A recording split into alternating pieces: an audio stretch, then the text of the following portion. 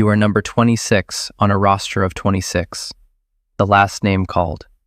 You feel it in your sternum before you understand it. A stadium of 82,000 people generating a sound so total it stops being sound and becomes weather. It is 9:47 p.m. local time. The grass smells like cut summer and diesel from the tunnel. Somewhere above you, a number is glowing on a screen the size of a house. $51 million. Your country just won the World Cup, and that number is the prize, and every person you have ever met is watching, and not one of them, not one, knows that you will never touch most of it. Rewind 11 years. You are 19.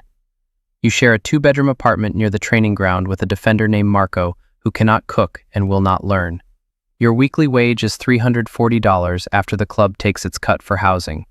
You buy store-brand pasta in the blue bag, 12 servings for the price of one restaurant plate, and you and Marco split everything down to the cent. When he covers your share of the electric bill because your card gets declined at the machine, neither of you ever mentions it. Not once. He just adds it to a running tally in a notes app on his phone that you both pretend does not exist. That silence is the closest thing to family you have out here. Marco is faster than you, everyone says so. He has an agent who drives a German car and a girlfriend who models watches and a plan. Get to a big club, get the big contract, get out.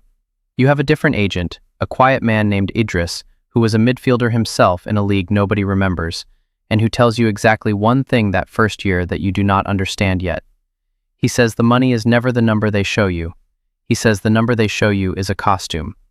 You nod like you get it. You do not get it. You get moved up. That's the first shift, and it arrives the way real financial change always does. Not as luck, but as the compounding of 1,000 small, unglamorous mornings. You start ahead of a player who tore his hamstring, you don't give the shirt back, and by spring your wage is $4,200 a week, 52 weeks. Suddenly there is more money arriving than leaving, and no one taught you what to do with the difference. So Idris teaches you the first thing. He tells you that a wage is not wealth. A wage is a faucet, and a faucet can be turned off by a torn ligament in a fraction of a second.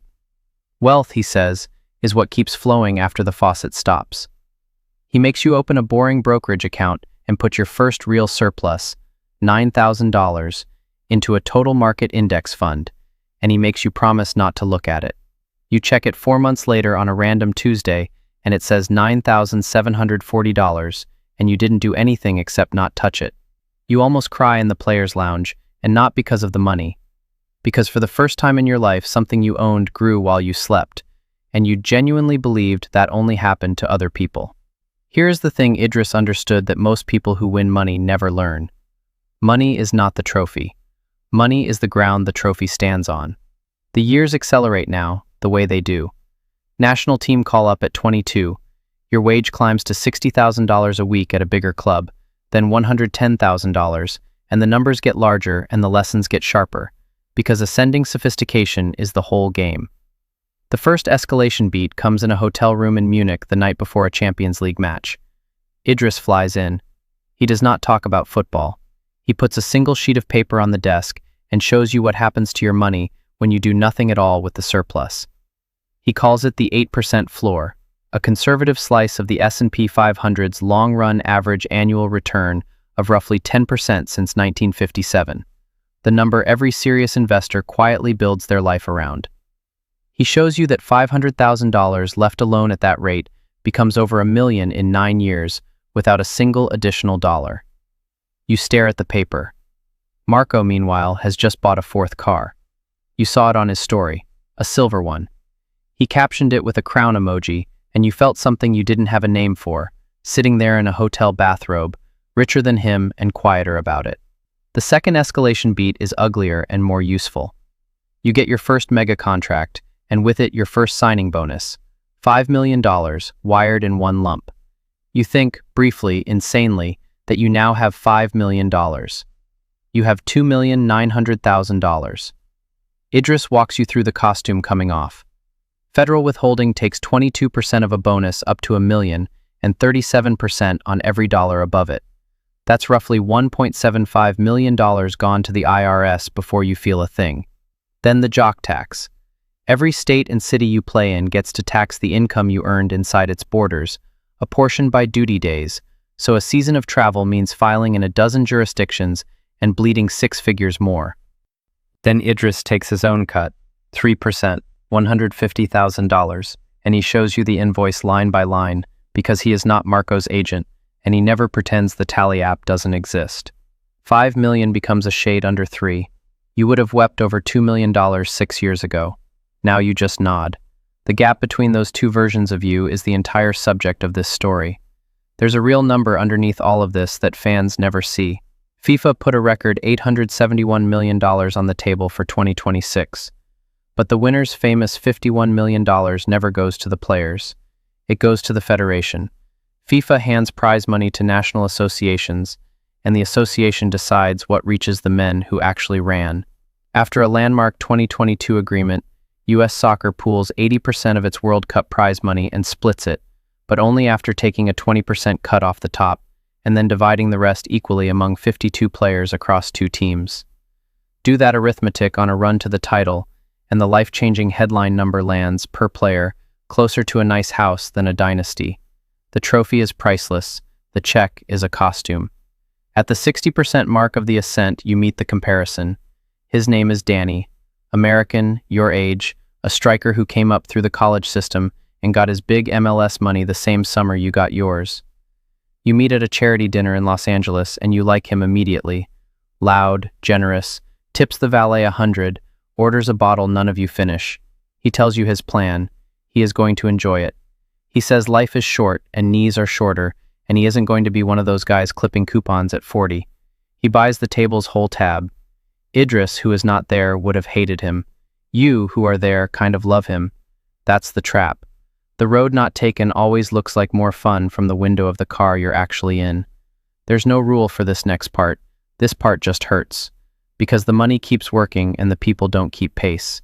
You call Marco to catch up and realize halfway through that you're translating, simplifying what your accountant said, softening the size of the numbers, performing a smaller life so he doesn't feel the distance.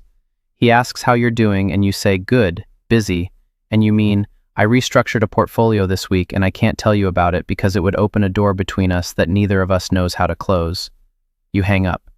The apartment you're standing in is the nicest you've ever owned, and it is completely silent.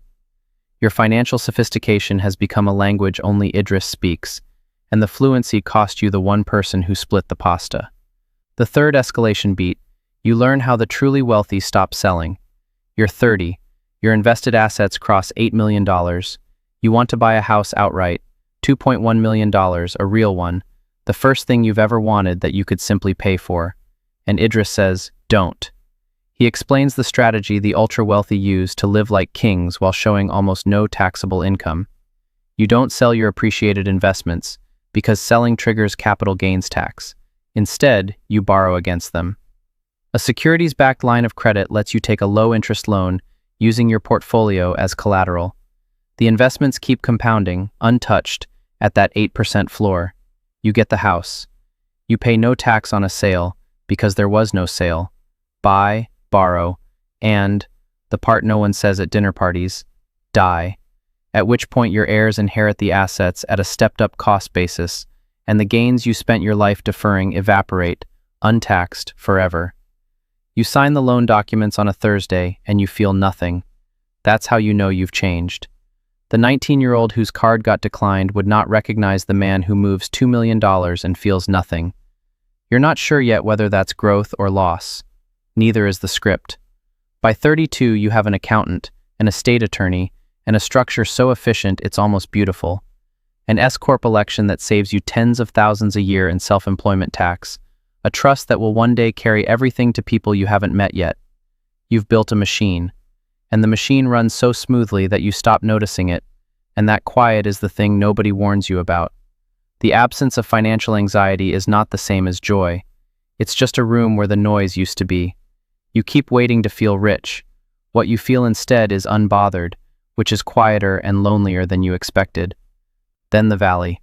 Marco calls, not to catch up. His voice is wrong. His career ended 2 years ago. A knee, then another knee, then the phone stopped ringing. And he never built the ground under the trophy because there was no trophy and no Idris, only a wage that was always a faucet. He is not asking for money. That's what breaks you. He's calling to tell you he's proud of you, that he saw the highlights, that he always knew, and there is a running tally in a notes app that he is too decent to ever mention, and you are too far away to ever repay, and you realize that the silence that once meant family now just means distance. You could fix his whole life with a wire transfer you wouldn't feel. $250,000, the exact amount your money earns, untouched, in a good year, sleeping. You do the math in real time while he's still talking, and you hate yourself for doing the math while he's still talking. That is what the fluency costs. You can no longer hear an old friend's voice without a spreadsheet running underneath it. And here, at the lowest point, is the thing worth more than any tax strategy in this entire story. Wealth measured only in the size of the number is a straight line that curves away from every person who was standing next to you when the number was small. But that insight is useless without its corollary, and Idris gives it to you the next morning, because Idris always gives you the corollary. You don't just feel the guilt, you restructure. You carve out a giving account, a donor-advised fund, put in $500,000 in appreciated stock, which lets you deduct the full market value and avoid the capital gains you'd have paid by selling. Then you send Marco $250,000, not as charity, as repayment of a debt that never got written down, and you tell him it's the electric bills, plus interest, plus 11 years. You do it not to maximize your net worth, but to protect the only thing the net worth was ever supposed to protect. He goes quiet on the phone. Neither of you says the real thing. You never do. But the tally app, at last, is even. Then you rebuild, differently.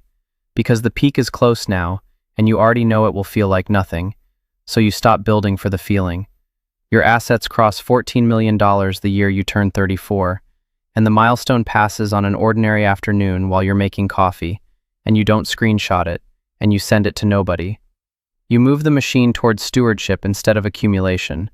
The trust finalized, the giving fund funded annually, a plan built so that the compounding you learn to trust at 19 will outlive you by 50 years, and reach children with your last name, and through the fund, children with no name you'll ever know. Danny reappears exactly once more. You see him at another dinner, older, quieter, and the loudness is gone. The knees went the way knees go. The MLS money went the way he promised it would, enjoyed, every dollar, exactly as planned. And now he coaches a youth academy and rents a 2-bedroom and tells you, without bitterness, that he wouldn't change the ride. And you believe him. That's the part the story refuses to resolve for you. He is not a cautionary tale. He is a man who chose the faucet over the ground and got a decade of sunlight for it. And he sleeps fine. And you are the one lying awake doing math. The road not taken doesn't always lead off a cliff. Sometimes it just leads somewhere warmer and shorter, and you don't get to know, ever, whether you chose right. You almost call Marco to ask him. You don't. Some doors you learn to leave exactly as closed as they are. Now. The stadium. 9:47 p.m. 82,000 people making weather. The number glowing on the house-sized screen. $51 million. You know what it really is. You know it goes to the Federation, that 80% gets pooled and 20% skimmed, and the rest divided 52 ways, that the piece reaching you will be smaller than the number, and larger than you'll ever admit to Marco, that most of it will be a costume before it clears. You know that 78% of pro athletes in one famous study were bankrupt or in financial distress within 2 years of the final whistle, and you know exactly why now. Because they thought the trophy was the money, when the money was only ever the ground. You stand on the grass that smells like cut summer and diesel. Your teammates are crying. The last name on the roster called into weather. And the strangest thing, the thing you will never be able to explain to anyone who wasn't 19 and declined at a machine, the money on that screen is the least valuable thing you won tonight, and you're the only person in the stadium who knows it. Somewhere, a notes app is even. You never did learn what the crown emoji meant.